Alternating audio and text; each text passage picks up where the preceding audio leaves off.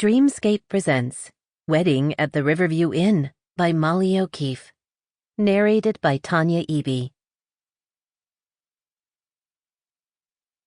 1. Out of the corner of his eye, Gabe Mitchell saw his father, Patrick, spit a mouthful of seaweed-wrapped tofu into his napkin like a 5-year-old. Gabe kicked him under the table, appalled but envious. "So?" Melissa, the chef responsible for the vegan spa cuisine, asked. "Was I right, or what?" "Or what?" Patrick muttered, balling his napkin up beside his plate. "You were right," Gabe said, and kept chewing. He chewed, and the bland mouthful didn't break down. He was going to be chewing forever. "This is really something." "Well," she smiled broadly, "when do I start?" Patrick laughed, but quickly coughed to cover it, so Gabe didn't bother kicking him again.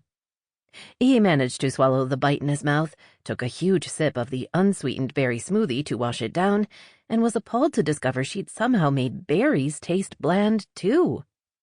He'd interviewed and auditioned 5 chefs, and this one really was the bottom of a very dark, very deep barrel. Not that he had any problem with raw food or vegan food. It was the food with absolutely no flavor that was really disheartening. It was like she'd taken the flavor out of the food. "Well," he smiled and lied through his teeth, "I have a few more interviews this week, so I will have to get back to you." The girl's eagerness turned on a dime and became narrow-eyed mean-spiritedness, which wasn't going to help her get the job. "You know," she said, "it's not going to be easy to find someone willing to live out here in the middle of nowhere." "I understand that," he said graciously. "And it's a brand new inn." She shrugged.